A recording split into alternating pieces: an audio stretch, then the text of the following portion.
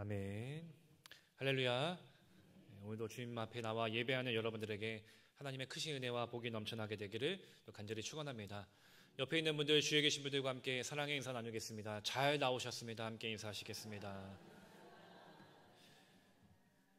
날도 좋고 정말로 화사한 이 5월에 시작됐는데 하나님 앞에 나온 여러분들에게 정말 봄의 꽃과 같은 넘치는 그 은혜와 복이 넘치기를 또 소망합니다. 아이들과 길을 가게 될 때 아이들의 손을 꽉 잡아야 합니다. 왜냐하면 이 아이들은 어디로 튈지 모르기 때문인 것이죠. 저희도 애들을 데리고 길을 걷게 될 때 손을 진짜 꽉 잡고 갔는데도 애들이 워낙 활기가 있어서 그런지 손을 때로는 뿌리치고 막 자기가 가고 싶은 데로 막 뛰어갈 때가 있습니다.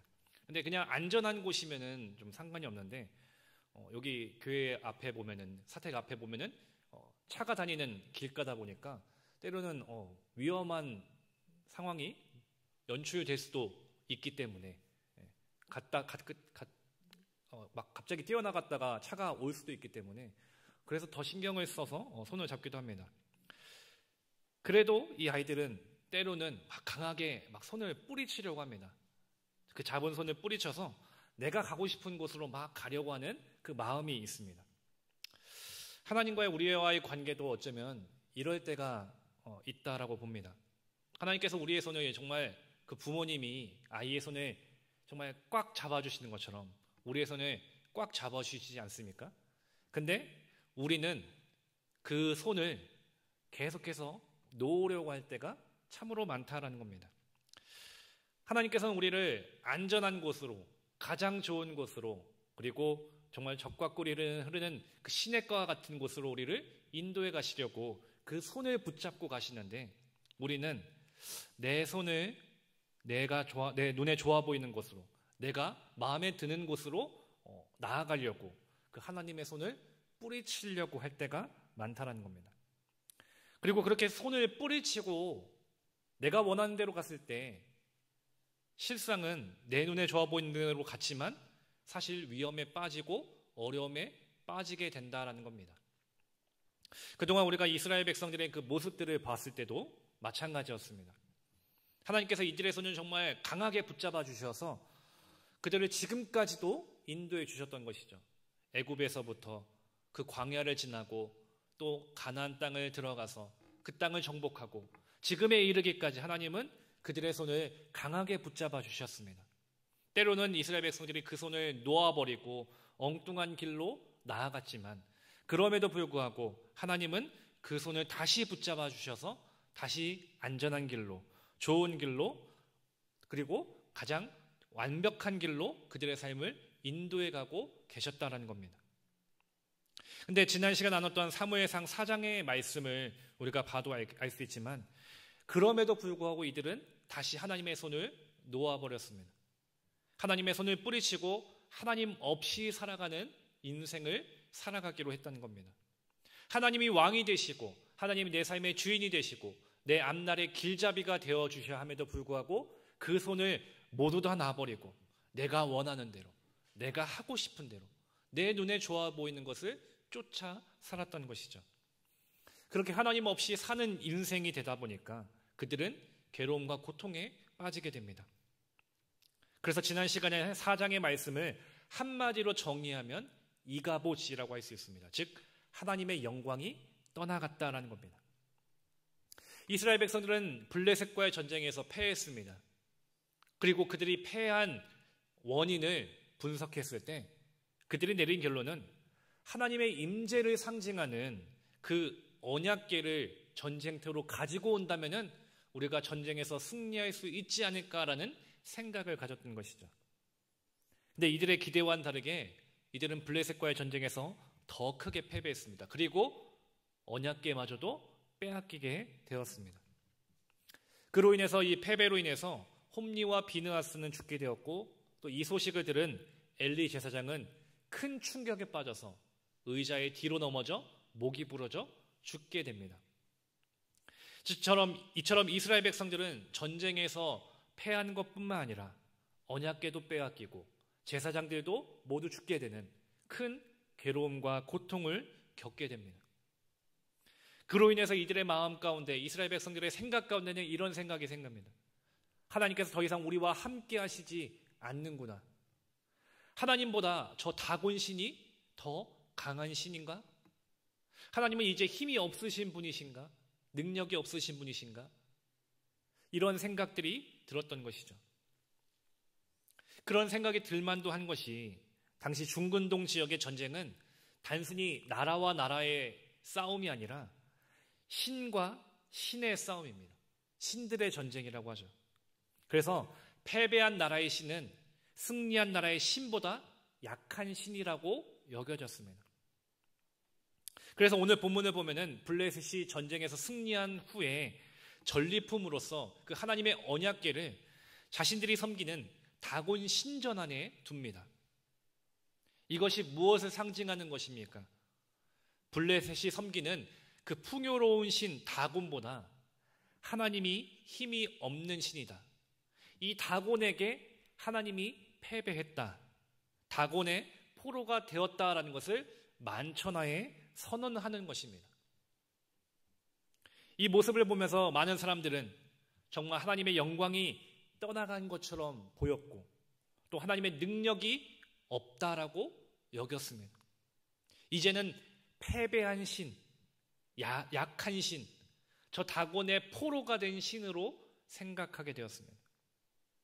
그런데 이런 사람의 생각과는 다르게 하나님은 여전히 당신의 역사를 이루어 가신다는 겁니다. 그리고 오늘 본문에서 하나님은 당신의 손으로 그 블레셋들을 친히 심판하고 계십니다. 그럼 이 하나님의 손이 어떤 손일까요? 첫 번째로 이 하나님의 손은 살아있는 손이라는 겁니다. 블레셋과 전쟁에서 승리하고 블레셋이 승리하고 하나님의 언약궤를 자신들의 섬기는 다곤 신전에 가져다 놓았습니다. 자신들의 신이 이스라엘의 신을 이겼다 여기면서 의기양양해했던 것이죠. 그런데 다음 날 이상한 사건이 발생합니다. 오늘 본문 3절과 4절 말씀, 3절과 4절 말씀을 우리 함께 읽겠습니다. 3절과 4절 말씀입니다.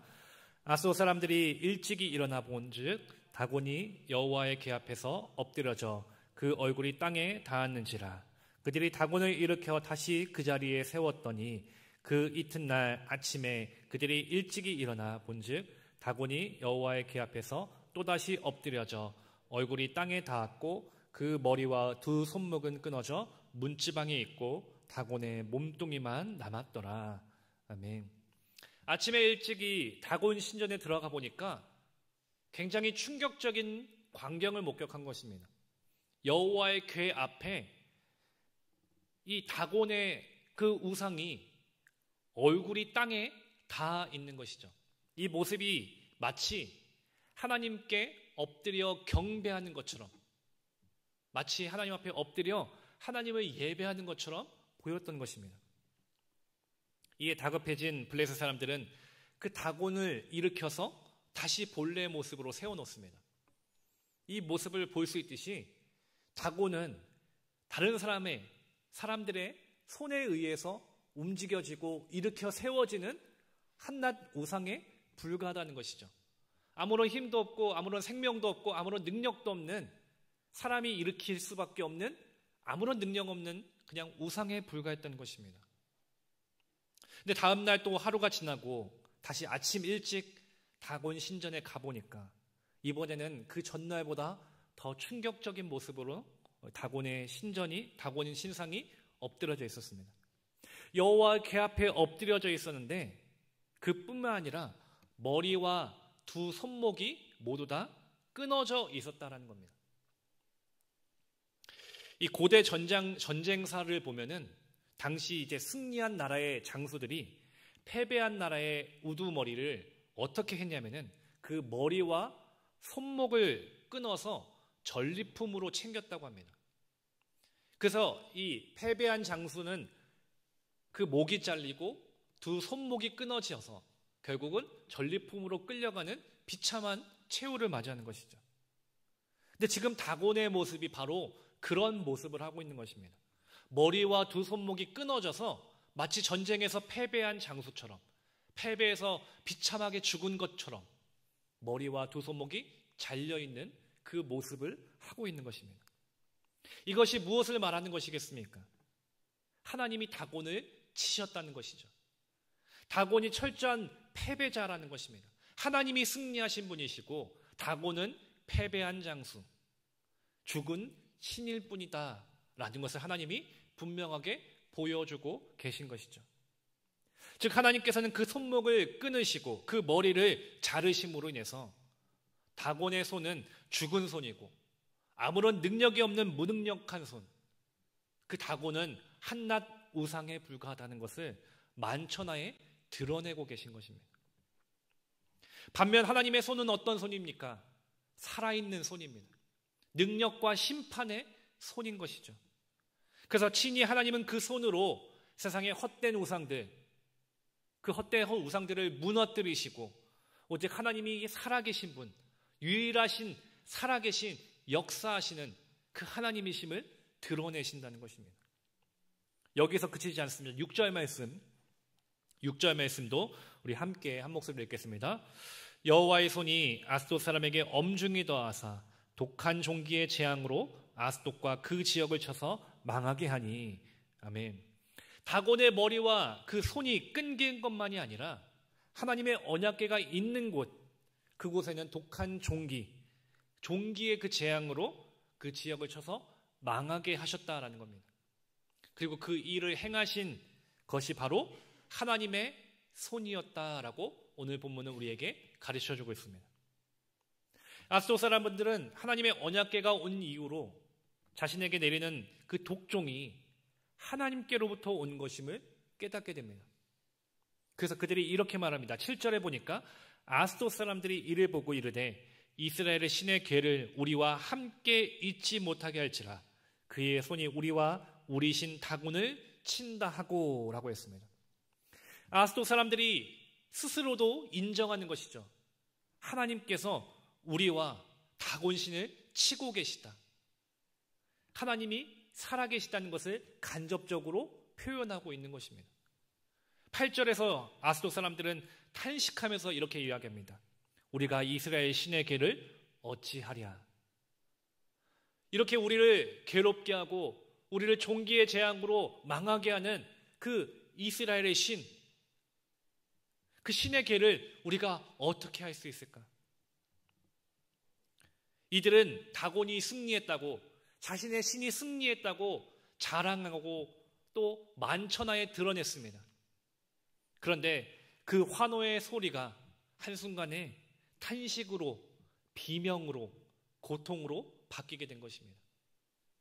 승리의 상징이라고 여겨졌던 그 하나님의 언약궤가 오히려 그들에게는 패배의 상징이 되었고 재앙의 상징이 되어버린 것입니다. 이처럼 하나님의 언약궤로 인해서 그들은 큰 위기를 맞이합니다.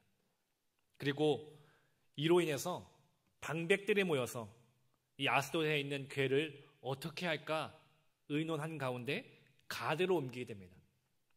그러나 가드 역시도 더 큰 환란을 겪게 되고 다시 한번 에글론으로 옮기지만 그 에글론 역시도 큰 환란을 겪게 됩니다. 결국 블레셋은 하나님의 언약궤를 자신들이 어떻게 할 수 없어서 다시 이스라엘 지역으로 보내기로 결정합니다. 그렇게 언약궤가 블레셋 땅을 도는 가운데 언약궤가 머물렀던 곳은 말 그대로 초토화가 되었습니다. 모두가 망하고 말았습니다. 그들의 고통이 얼마나 컸는지 12절에서 이렇게 말씀합니다. 죽지 아니한 사람들은 독한 종기로 치심을 당해 성읍의 부르짖음이 하늘에 사무쳤더라. 여러분들 얼마나 괴로웠는지, 얼마나 고통스러웠는지 그들의 부르짖음이 하늘에 사무쳤다라고 했습니다. 사무쳤다라는 표현 여러분들에게 익숙하지 않습니까? 아무리 소리를 지르고 아무리 외쳐도 다 표현할 수 없을 만큼 그들의 고통이 하늘에 사무친 것입니다. 그들의 고통이 너무나도 컸다라는 것입니다. 그렇게 된 이유가 무엇입니까? 살아계신 하나님께서 그 능하신 손으로 그들을 치셨기 때문입니다. 그들 가운데 역사하셨기 때문입니다. 지금 이스라엘 백성들은 자신들이 패배하면서 이가봇이라고 말합니다. 하나님의 영광이 떠나갔다. 하나님이 더 이상 우리와 함께 하시지 않으신다. 더 이상 하나님은 살아계시지 않고, 더 이상 하나님은 능력의 하나님이 아니시고 패배한 하나님이시구나, 그렇게 말합니다. 어쩌면 이스라엘 백성들이 말했던 그 이가봇, 오늘 우리도 그렇게 말하고 있지 않습니까?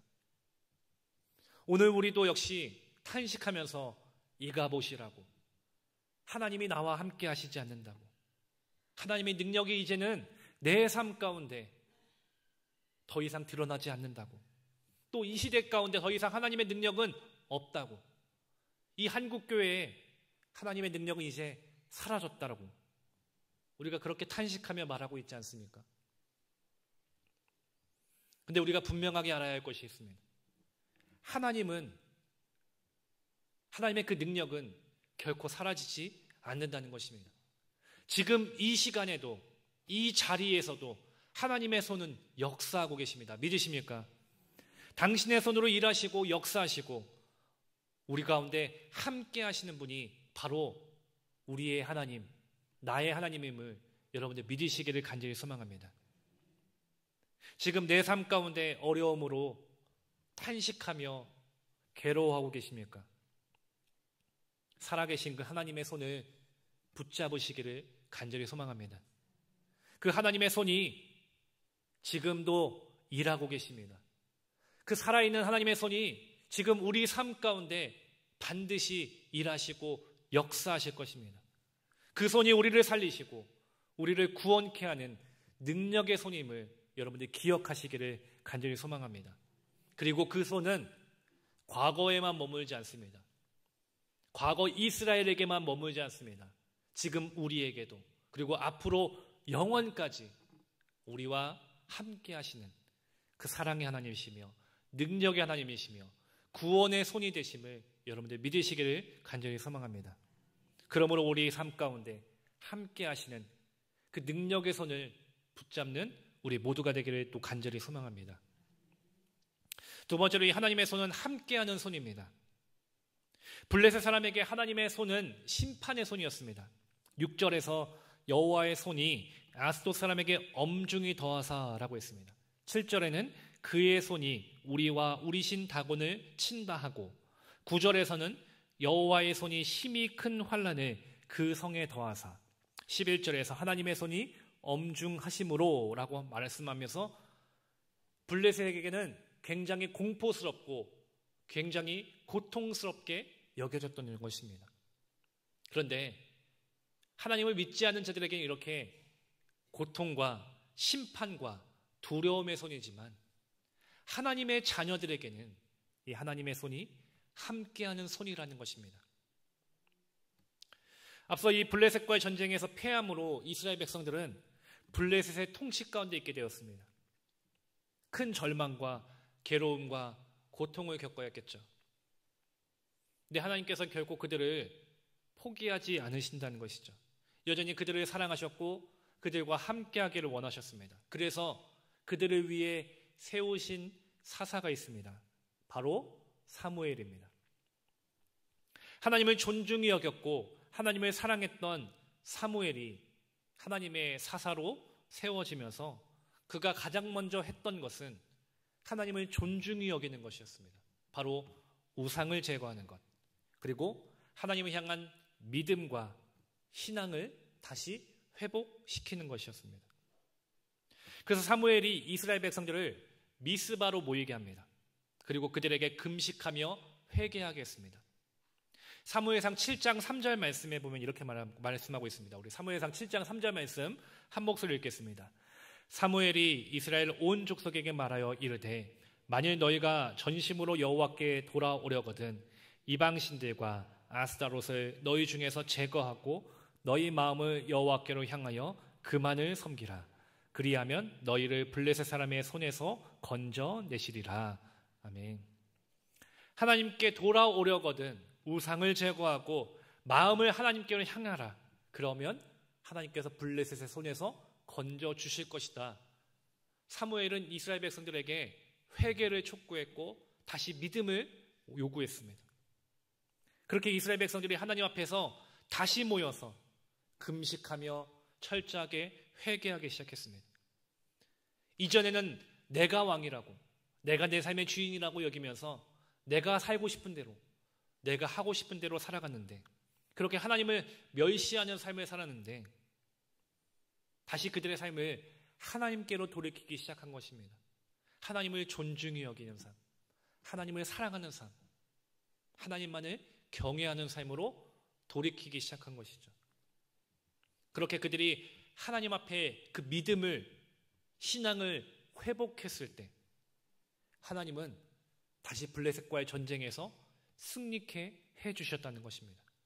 그리고 그들의 위협에서부터 지켜주셨다는 것입니다. 사무엘상 7장 13절 말씀 한 목소리로 읽겠습니다.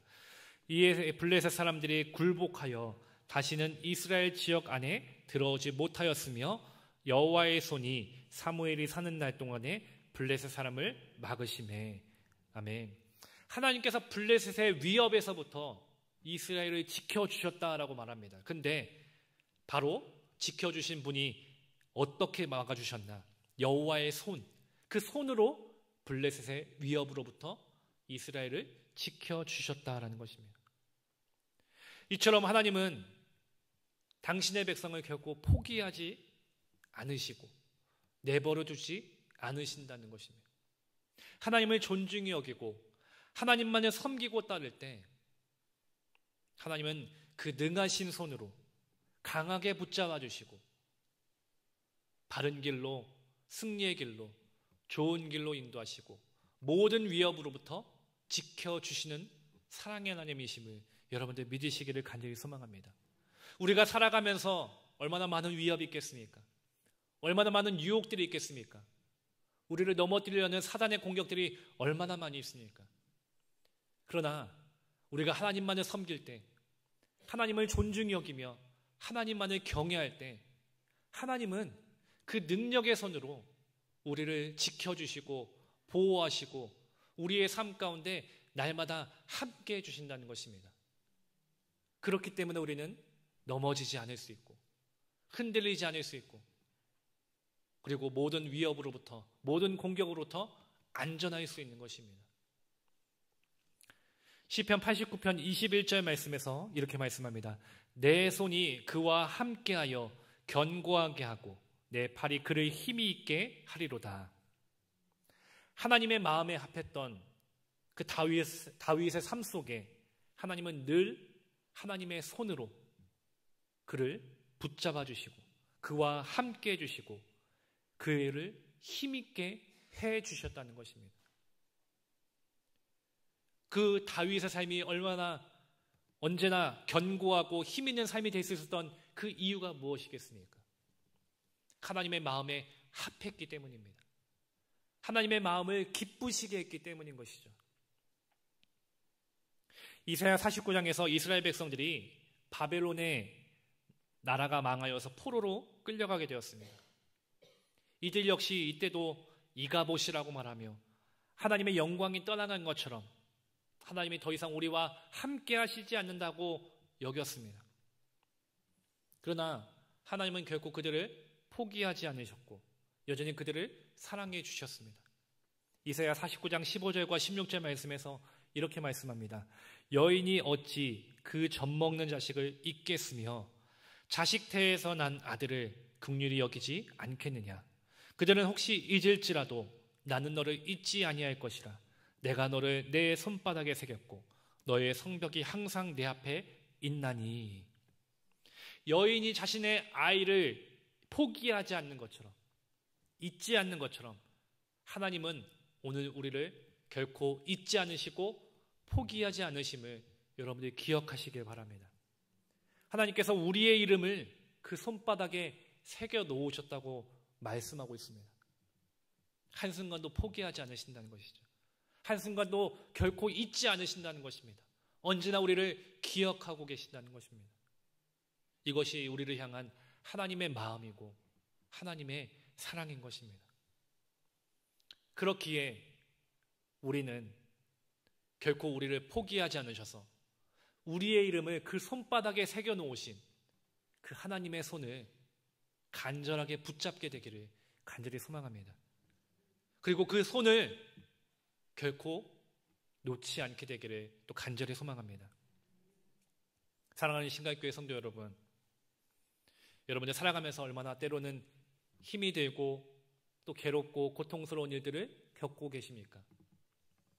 내가 생각하지 못했던 어려움을 만날 때도 있고 남들에게 표현하지 못하는 마음속에 담아두었던 그 모든 아픔과 괴로움도 많으리라 생각합니다. 어쩌면 그런 어려움을 인해서 이 어려움이 떠나가지 않아서 이스라엘 백성들이 외쳤던 것처럼 이가봇이라고 하나님이 나와 함께 하시지 않는다고 그렇게 탄식하고 있지 않으십니까? 오늘 말씀을 통해서 여전히 우리를 포기하지 않으시고 우리를 위해 친히 살아계시고 일하시는 그 하나님의 손을 기억하시기를 간절히 소망합니다. 우리를 위해 대신 싸우시는, 우리를 승리의 길로 인도하시는, 우리를 가장 좋은 길로 인도하시는 그 하나님의 손을 여러분들 기억하시고 붙잡으시기를 간절히 소망합니다.